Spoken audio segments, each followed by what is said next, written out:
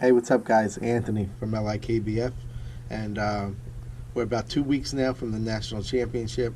2 weeks from tomorrow, I'll be leaving to go down to Kentucky Lake and fish against 320 other anglers for the KBF National Championship. So, that's a lot of people. So I wanted to make this video real quick to kind of tell you guys what I've been doing to prepare. I've never fished this lake before in my life, so how do you prepare against that many other anglers and try and give yourself an edge? So basically, some of the things I did, the first thing I did was went to YouTube and looked up videos on how to prepare for a big bass tournament on a lake that you never fished before. And you'll be surprised, there's a lot of videos on there with some great information and some techniques and tools that you guys could use to prepare for a lake you've never seen before. So that's where I started, and then from there what I did next was I hit the internet and I looked up past tournaments specifically around this time of year. I tried to get the pattern that the fish were in, and then I tried seeing what lures were successful. There's no question crankbaits on Kentucky Lake, but there's a number of other techniques that I've looked into and found that people have had success on that I wouldn't have thought to throw on that lake. Some other things I've done is I've been watching the weather patterns.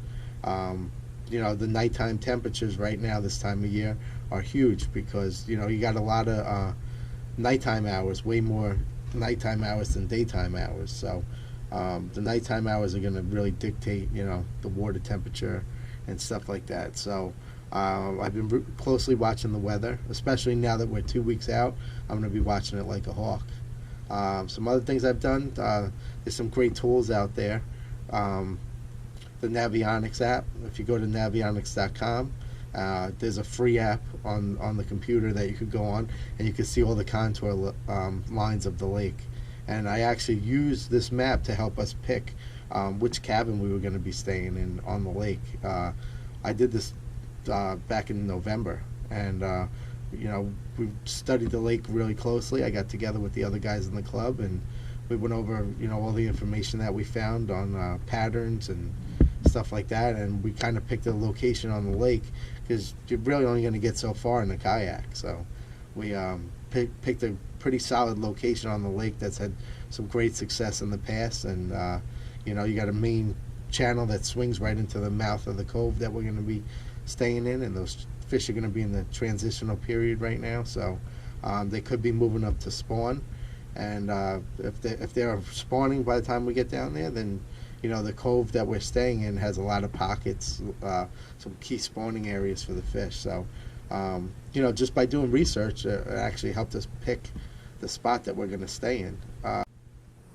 And another thing that I've done is I've been taking notes. Every article that I read or every video that I watch, I have a notebook handy, and I take some key notes because it's easy to forget all this information that you learn. So that's another recommendation. Get a notepad and just kind of make bullets of key points that you feel are useful for you.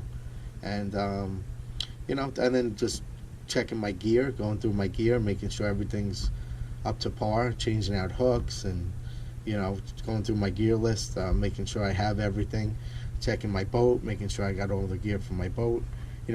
These are just things that you could do to prepare yourself to fish a tournament like this against that many other anglers. So I feel like I've done everything I could off the water, and I feel like when I go down there I got a good game plan.